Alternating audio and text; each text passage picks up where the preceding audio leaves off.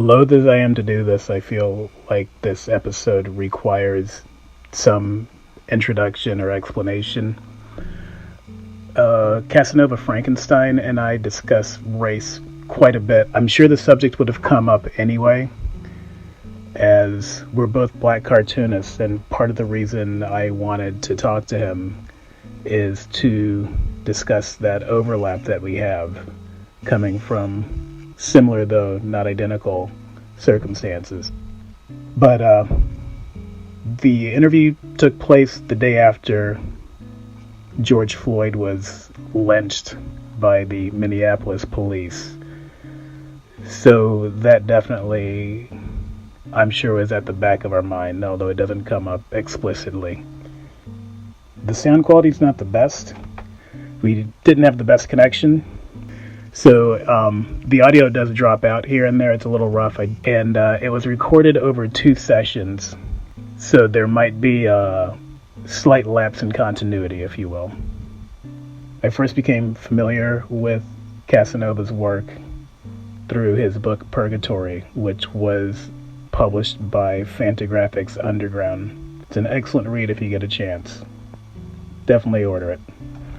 His latest book we discuss is the Ted Martin Omnibus, which is available on lulu.com. I'd hoped that it would have arrived by the time I release this episode, but unfortunately it hasn't. But I will go ahead and recommend it in advance because I just love the hell out of Casanova's work. It's all great. Follow him on Instagram. Follow him on Flickr. Anyway, here's me with Casanova, Nobody Frankenstein.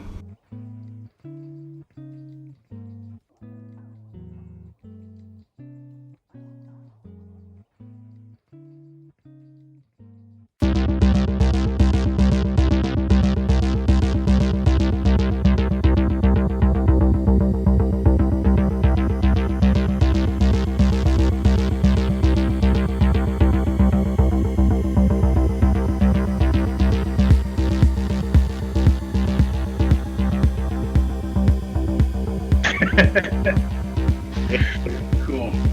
What's happening? Man, I don't know. I'm just hanging out with the dog. I was watching some videos and stuff, but just trying to like be creative, but it ain't happening. Is it not happening today, or is it not happening generally? Like, is this a long-term thing, or Well, it's like comics. I'm not able to draw them really anymore. It just takes too much effort. So I've been trying to draw like that what is it? That Cochise drawing. There's like regular illustrations, Yeah. But the comics are not really happening. That might be the last Tad Martin. Yeah. Yeah. So have you hit like dry spells like that before? Have you thought like that's a wrap on comics before, or? No, I haven't. I've had the dry spells, but that's just recently started like last year. And it gets more and more frustrating when because it's like it takes longer and longer to get stuff done. And I think part of it is I'm not in the zone.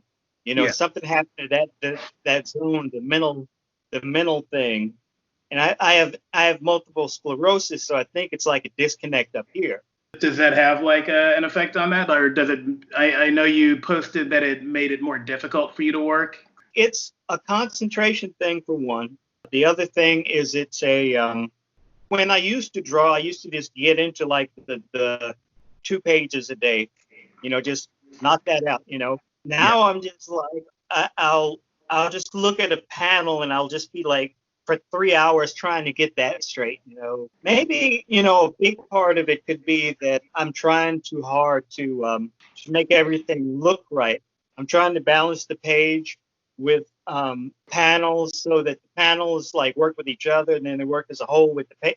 And it's not fun anymore. So, Comics is one of those funny things because, like, when a lot of my friends are cartoonists, and when we talk about being productive or, like, backing off of productivity, it's hard to encourage people to get back into it because there's just not a good reason to do it in the first place. If you have any other kind of outlet, like if you like shooting rats, You know, that's a better outlet than making comics, because comics is just nothing but frustration. The thing about it is that I think that a big part of it is I've said everything that I need to say.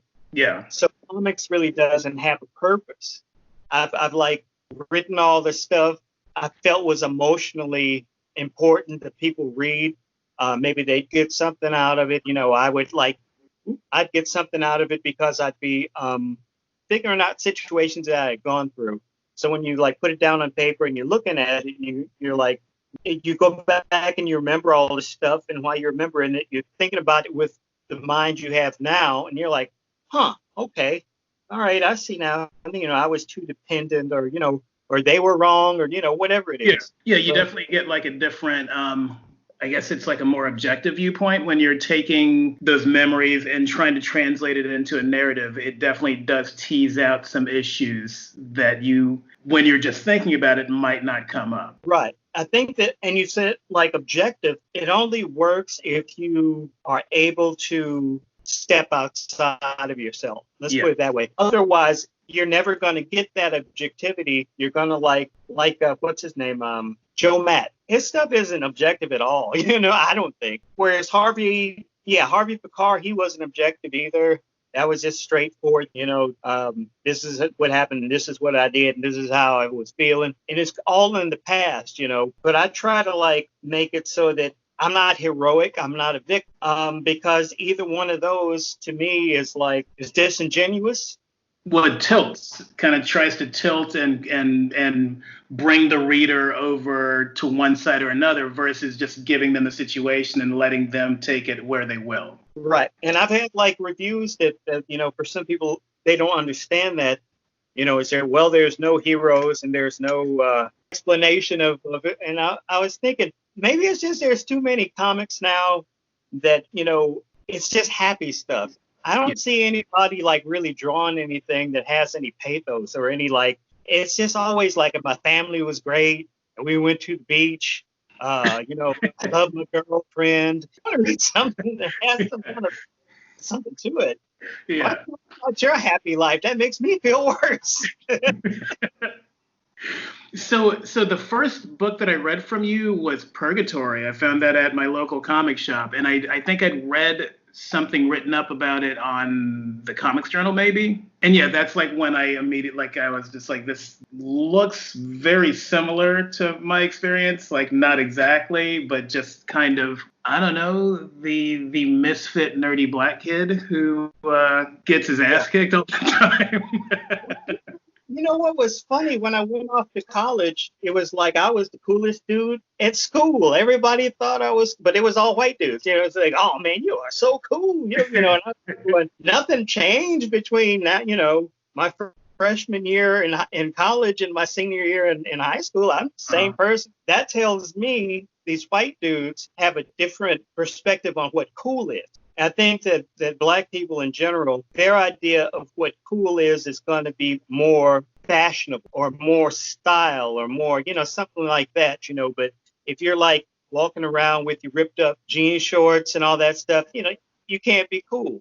Oh, you're a target. You're just like, okay, we're all poor here, but you're really showing you're poor. You're wearing those bobos. I got picked on so bad. And I'm just like, you're poor too, dude. Like, we're in the same boat. I don't understand why do we have to be like that? Man, you're not supposed to that's the thing is it's, what do they call it? Ghetto fabulous. Make it so what you have, it becomes the center focal point of who you are.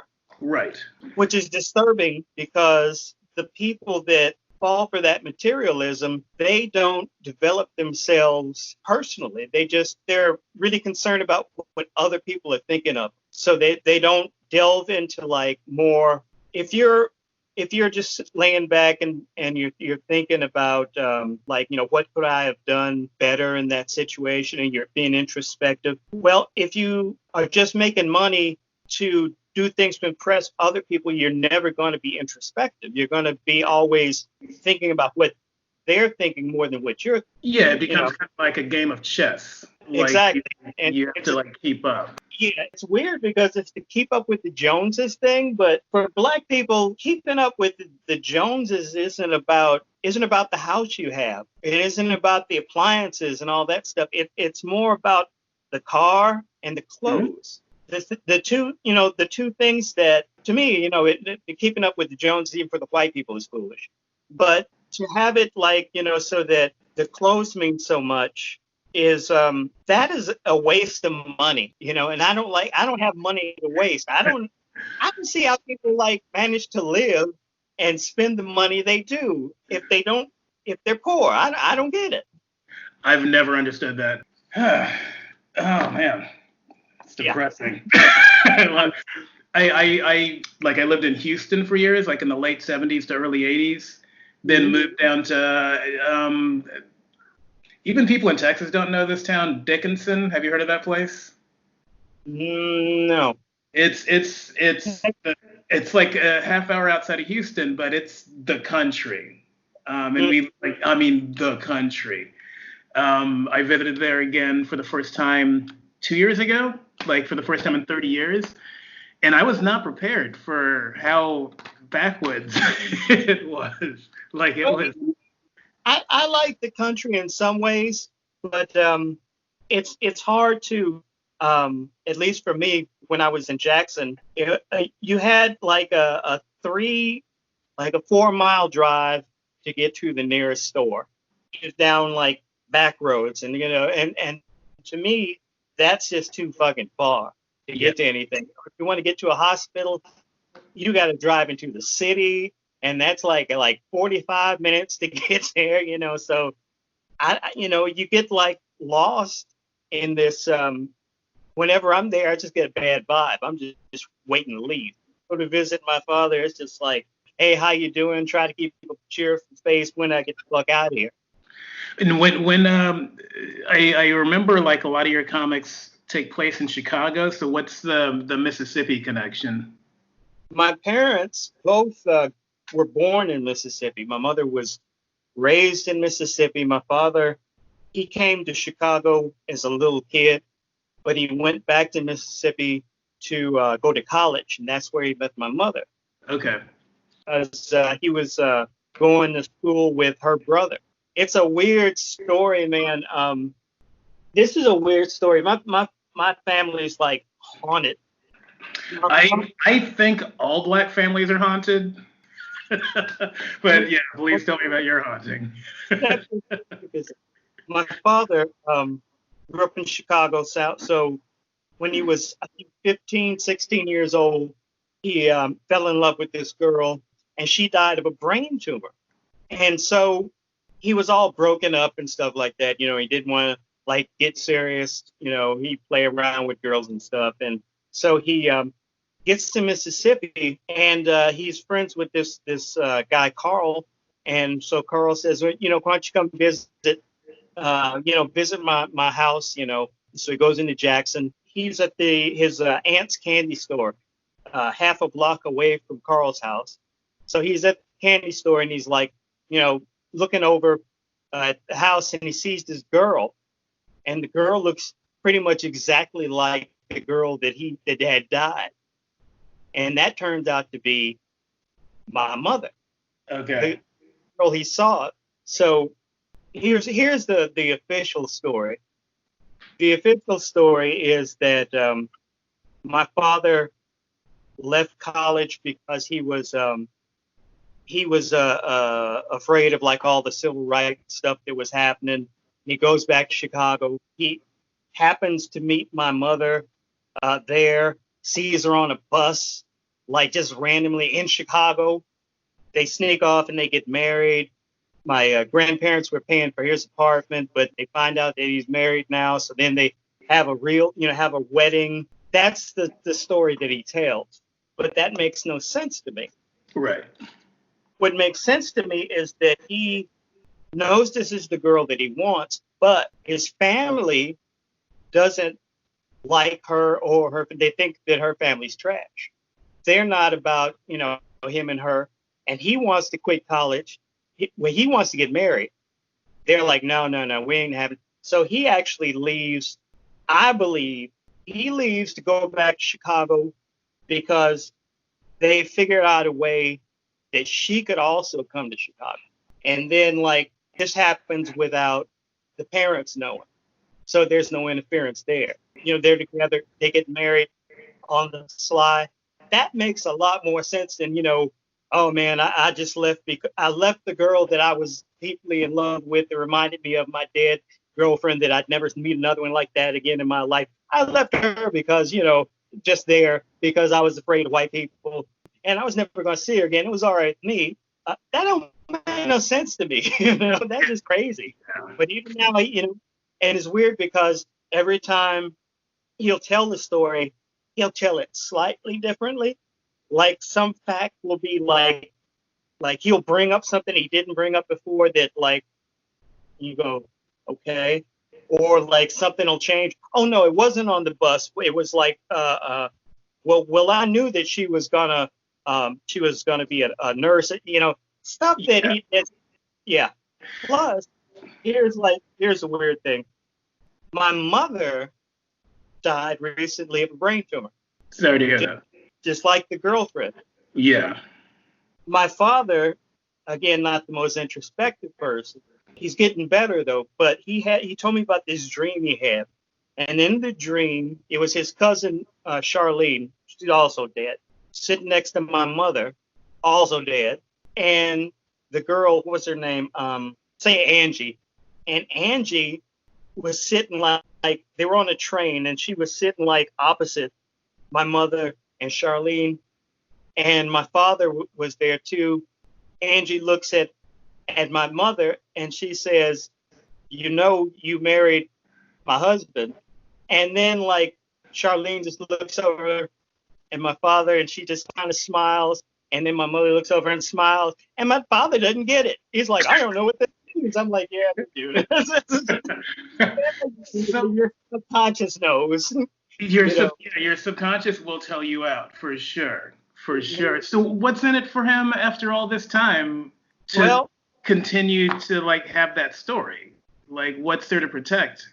I think that part of it is he doesn't want me to tell my grandmother because the story that they told to her was like the story that he tells to me. Yeah. If it were to like come out, he had planned this whole thing. He had dropped out of college. He had planned the whole thing just so he could marry this girl that they didn't like. They still never liked her. That would just be fucked up at this point. My grandmother never liked fucking let that go. Gee, that's some industrial strength grudge. Mm-hmm. Well, here's something funny. My father, when I was about 11, he said, make sure if you mess around with these girls, make sure you wear rubber because they'll catch you. That was one thing.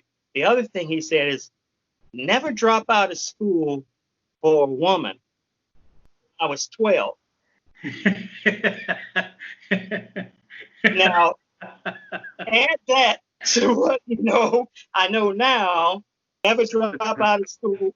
Don't drop out of college. Stay in school. Don't drop out of college for a woman. What does that make? I mean, if that's not personal experience, why is he telling me that? Yeah. You don't talk third hand about dropping out of school for a woman because it wouldn't come up. You might as well say, don't drop out of college because your dog dies. If your dog hadn't died, what the fuck are you talking about? Why you bring that up? Yeah. It's hard to keep those lies in line. And it's hard to keep that. The truth will come out, like regardless. Like it's impossible to suppress.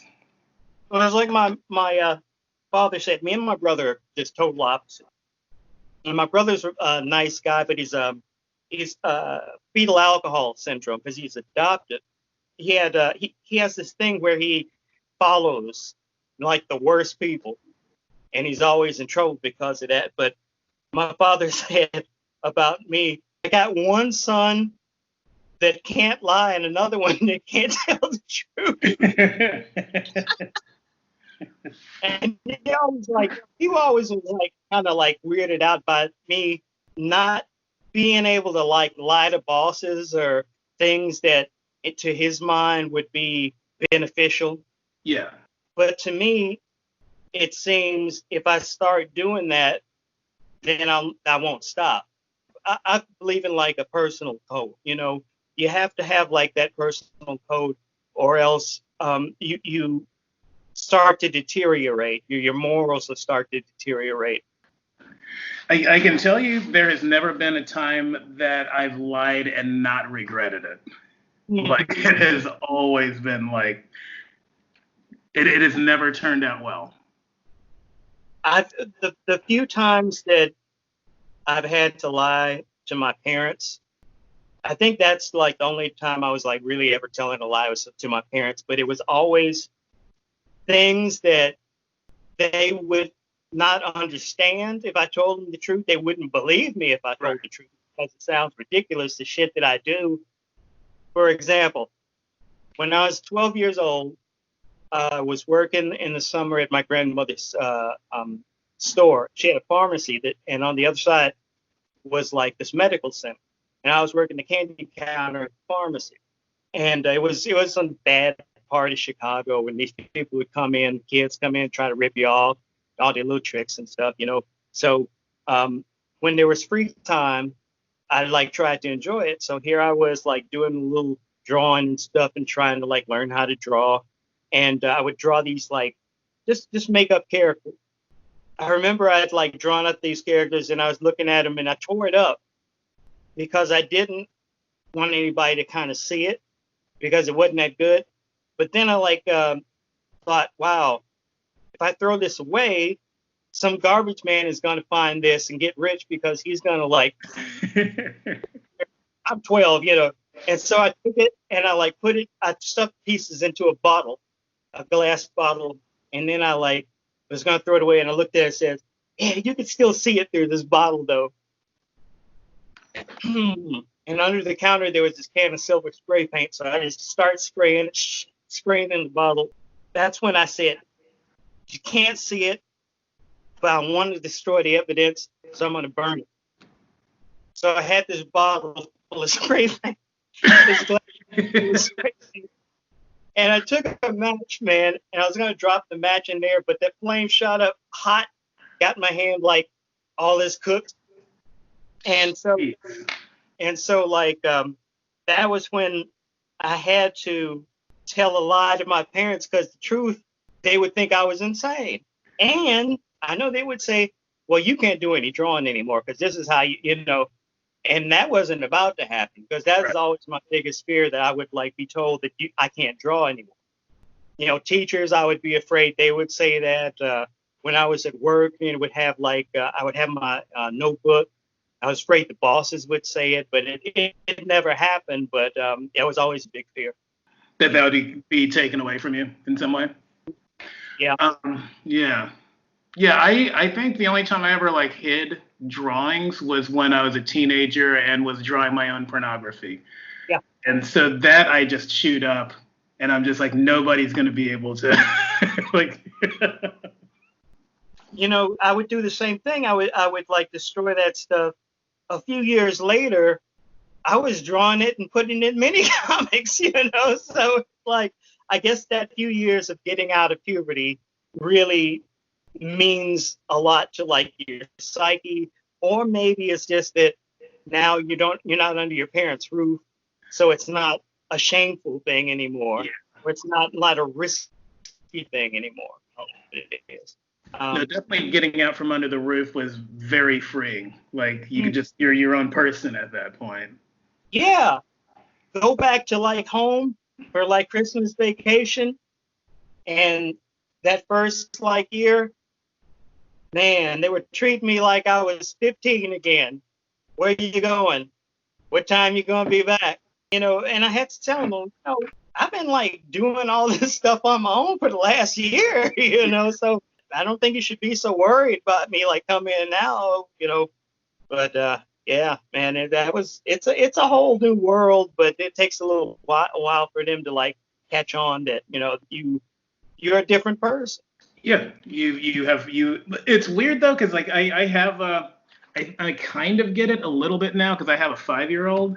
I understand, like, I really try to be careful to allow him his own, even though he's very young, his own personhood, allow him some agency, because the result of suppressing that is there's a long tail to that. Like, there's like a lot of like self-abuse, a lot of alcohol abuse, a lot of just like bad relationships that grow out of that being that way. Yeah. At the same time, I look at him and like I can't imagine a time that he's not going to be like my child, So I can kind of see where like your parents changed your diapers and kept you from dying, like literally dying for like the first 2 years. You could die at any moment. They kept you from doing that. So there's probably a feeling of like ownership to some extent and responsibility that's probably hard to ditch. It could be. My parents were my mother was really emotionally unavailable. Both of them were like, verbally abusive, emotionally abusive, physically abusive. And I remember where I would get like, hurt by something they would say. And I would say, like, my mother would say, it really hurt my feelings. And she would say, just like my grandmother said, kids ain't got no feelings. So like, that takes a toll on you after a while because you can't trust your parents, even though you're supposed to be able to trust them, and you keep trying to like, connect with them, but it never works. Right. That takes a toll on you, because I think that all these bad relationships that I've had in the past, all that was like me trying to like connect with a woman on an emotional level that I was not able to get as a kid, not seeing that kind of like, even between my parents, there wasn't like a lot of romance or anything like that. So I didn't have any idea of what I guess like a regular relationship is. It was all about what I see on TV and in the movies, like what this idealized kind of romanticized thing. So I was looking for that, but I still had these behaviors that happened from when I was a kid. Like my father would like dudes tease women, they'll say all kinds of crazy shit, yeah, but them big feet though, some shit like that. You date a white woman, you can't say that kind of shit, they don't, for the most part. I've had a couple of white chicks, they would crack back on me and stuff, everything was cool, but most of them, man, it's like, they'll tell stories about you for the next 10 years after you've broken up. Yes, that's true. I was just kidding. I hate having to say kidding. I hate that. I hate having to say, and I would always have to say, I'm kidding. But yeah, if they don't grow up in that. So my mother similarly would, like when I was a child, when I was like 6 or 7 years old, would just, I think the way she showed affection was by teasing me relentlessly, because she could not be soft in any way. So like that was, I realized, 7 years after she's been gone, that's what she was doing. Like she was trying to relate in that way.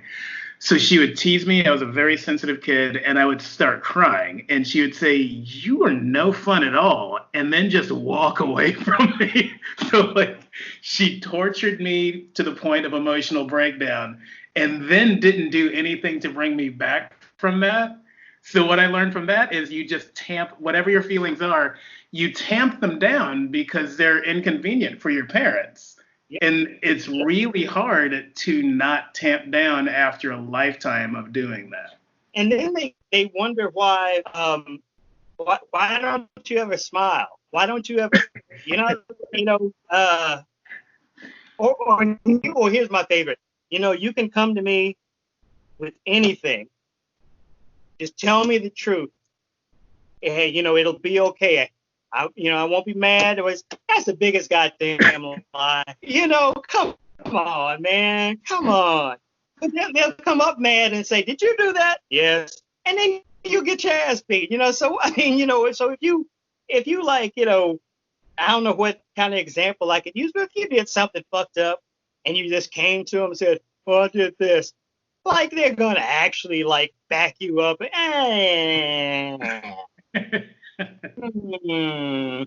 So was it funny? So we grew up in around the same era. Like my sister and I thought it was hilarious. We'd watch the Brady Bunch, and we'd see how Mike and Carol would deal with the kids, and Yep. we would just look at each other and be like, "Man, fucking white families. Like, how did they I get?" used to watch that. Yeah, I was an only child, so I would watch the Brady Bunch, and I'd be like, "Man, that's great. I wish I could live in the Brady Bunch house." That was like, but now I see it for what it is. But back then, as a kid, I was like, just it was so beautiful the way that they were like all together. Parents are like, just really supportive and stuff. But that's how I like pretty much developed everything I know. I learned from television. Right. Bonds and Batman, those were my big role models, because my father was like a role model in that he was financially supportive of the family. Yeah. And, that's cool. But for me, as again, like you, I was a sensitive kid, So it takes more for a sensitive kid. They need more support, I think. Yeah. They need more understanding. They have to be able to talk to you and tell you like what they're thinking, so they can explain what's happening. You as a parent can like say, I never, I wouldn't have known that. Let's work this out. That's the way that I would a healthy relation, you know. But like my mother, she used to communicate passive aggressive. Yeah.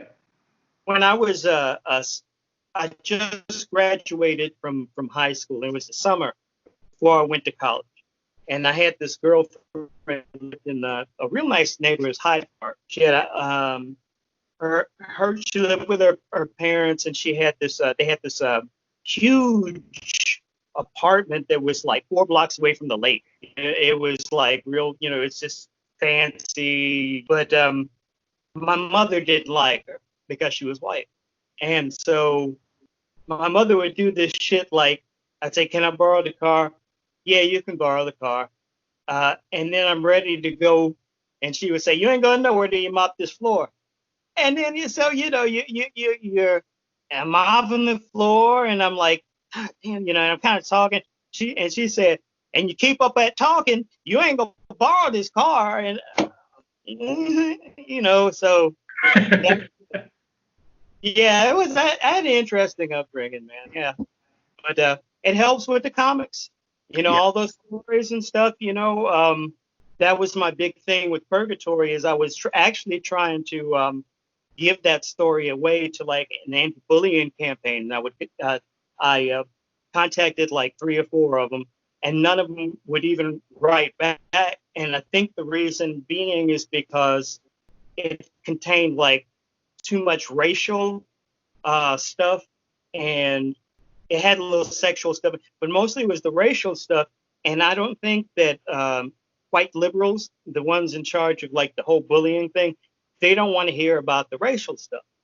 Yeah, they want to see it in isolation. Like bullying's just bullying. Like let's not dig down onto like, sexual orientation or racial groups or religion. Let's just take this like whole homogenous concept of bullying. Yeah. You don't get anywhere that way because I know people who I've recently had to fire, but I know people who don't get that that's bullying. Like that don't get because they don't talk about it because they've grown up in liberal white society. They don't get that this racial thing they said is a bullying thing and it's wrong. And you cannot make them see it because if you say it, you're just bitching versus they got it from an official channel. Yes.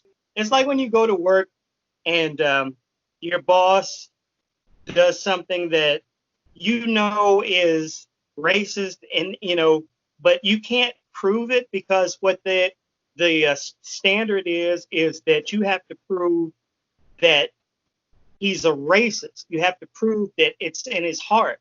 Right. And yeah. If you give them the example, they'll say, "Oh, well, that doesn't mean anything," And it's because they don't know, like, these looks that you get, like, that kind of like half smile, like he knows what he's saying. I used to have this boss that he was I was a delivery guy, and at this photo lab, he was the owner of the photo lab, and I remember among some of the weird things he would say is he would like tell me to go to McDonald's and get him like because the McRibs were out, and he would say, "Yeah, I want you to go to McDonald's and get me like a large Dr. Pepper, large fry, and a McRib sandwich because our shoulders like them McRibs."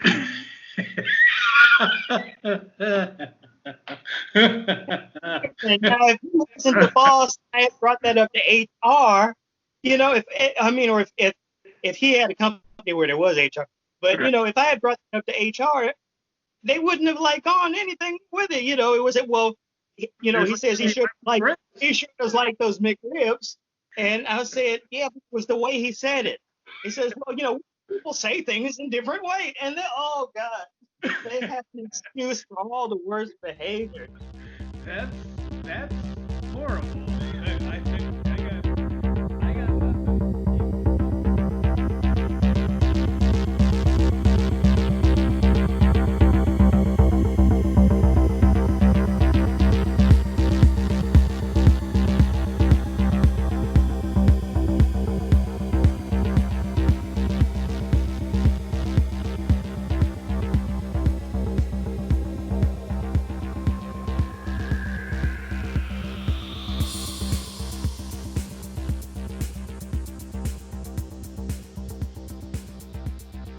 And they get less high blood pressure and all this stuff. It's constant stress from having to like swallow your emotions.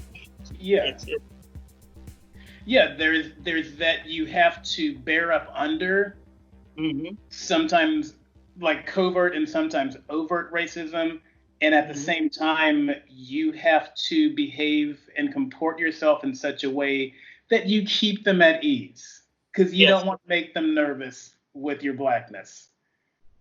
Also, take into consideration that white people see a single reality, and it's not even in general. It's not even a whole reality. It's a idealized reality that they can use to avoid having to think about certain things. Right. But Black people, on the other hand, they have at least three realities that they are dealing with. They're dealing with their reality. They're dealing with white people's reality around them. If they are introspective, they're dealing with that. If they're spiritual, they're dealing with that reality. And you're trying to balance all this shit on top of being placid and professional. Yeah. Which, when I hear that word professional, that just means to me that's another way of saying white. Yeah. You're not dressing professionally. I've had that, dreadlocks, your hair isn't professional. I'm trying to think of like the I had an office and I had all this shit in my office that I like. Nobody had really said anything about it, but my boss came in and he was like talking about like all the little things, like, well, this doll that has like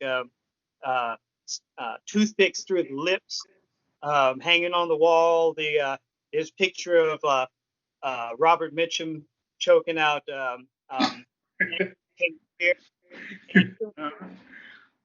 he brought up Virginia Tech, and he was saying, well, you can't have this stuff around because it could make people nervous. So what he's saying is, to me, I have to comport my actions to what he wants, because these invisible theoretical white people might get upset about something, you know. So it's not even that anybody's upset about anything. It's just that somebody might get, you know, well, okay, they might, but at this point, you're upsetting the shit out of me. Yeah. But it doesn't, you know, it doesn't matter. Yeah. So was so you said that you started doing, when did you start doing mini comics? Maybe it's 84. It was 84, 85. But I remember when I was in college, I used to just like knock these things out, mini comics and like these little zines that were just nothing but poetry and writing and like some illustrations and stuff. But I mean, I would knock that shit out. And Ted Martin was like developed during that time. Okay.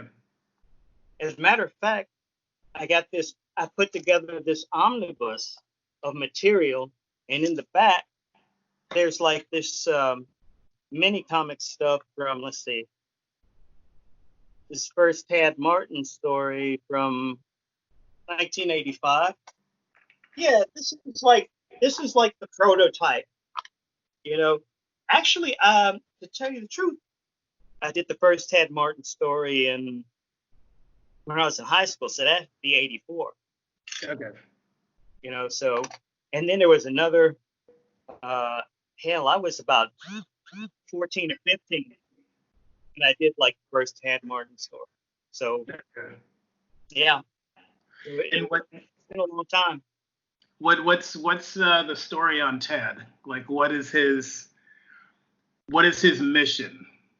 Like, Well, what does he do for you? Like, is he a surrogate? Is he like well, you know, I got the name from All My Children. There's a character, Tad Martin, okay. and he was like one of the main reasons I like the show. I would watch the show is because his character was so.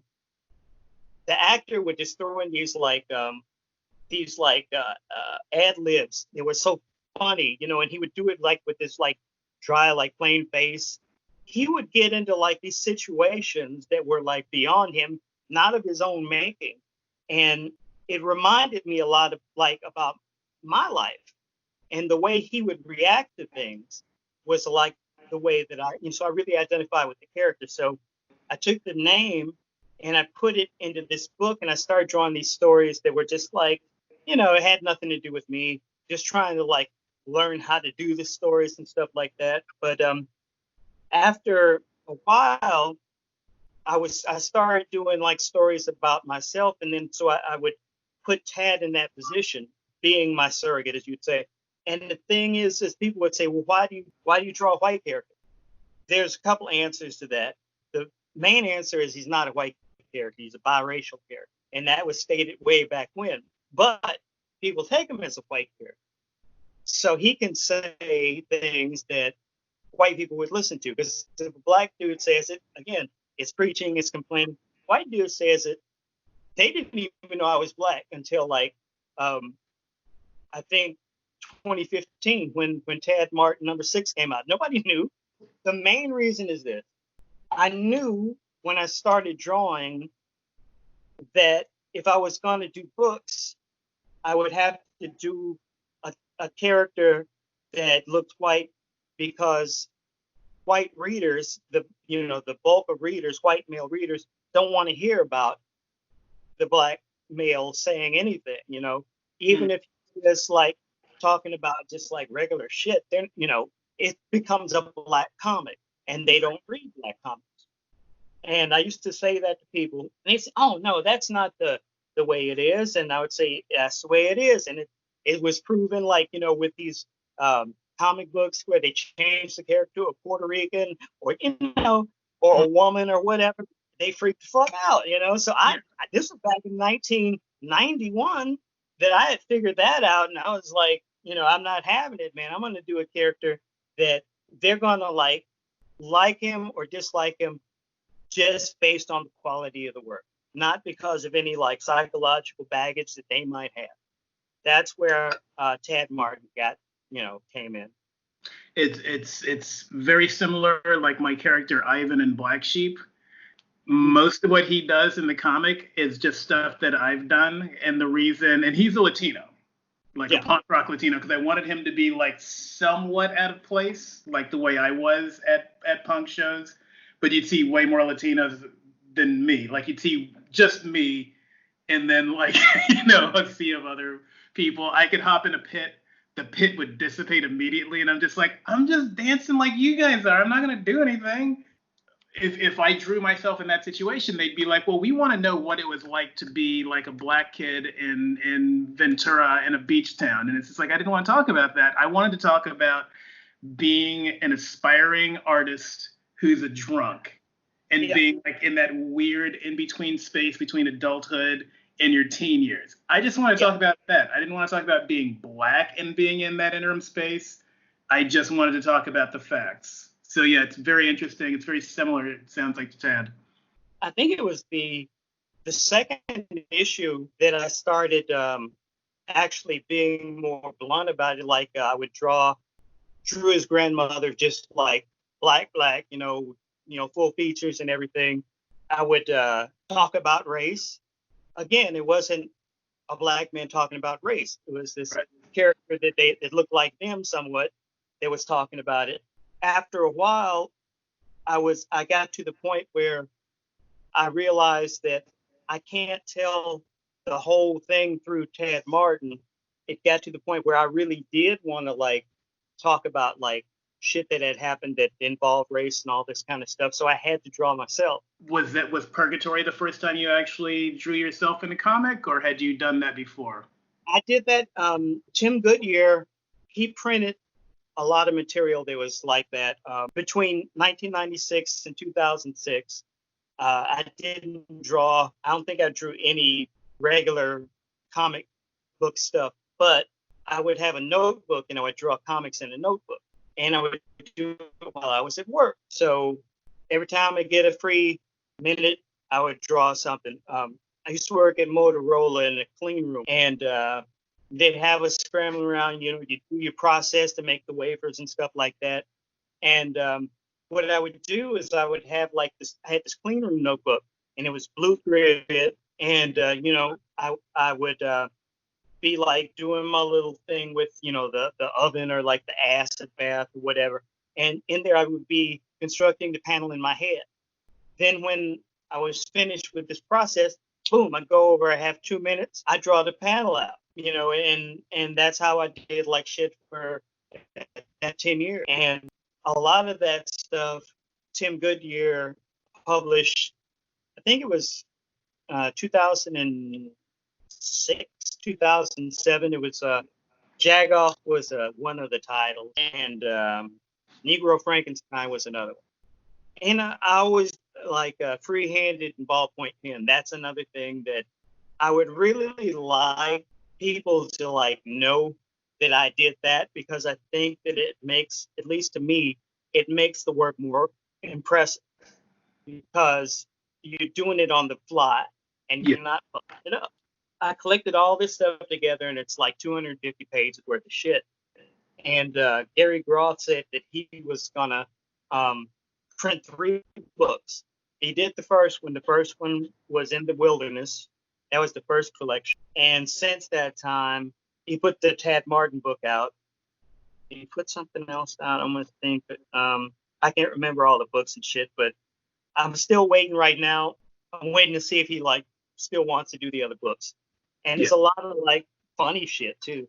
I had this story about Yahoo Chat and those phone meet lines, where you would like call up some phone line, and then like a boop, one girl would come on, and and you'd hear her introduction, and then boop, and then you would talk to her, leave your message and shit, and hope somebody.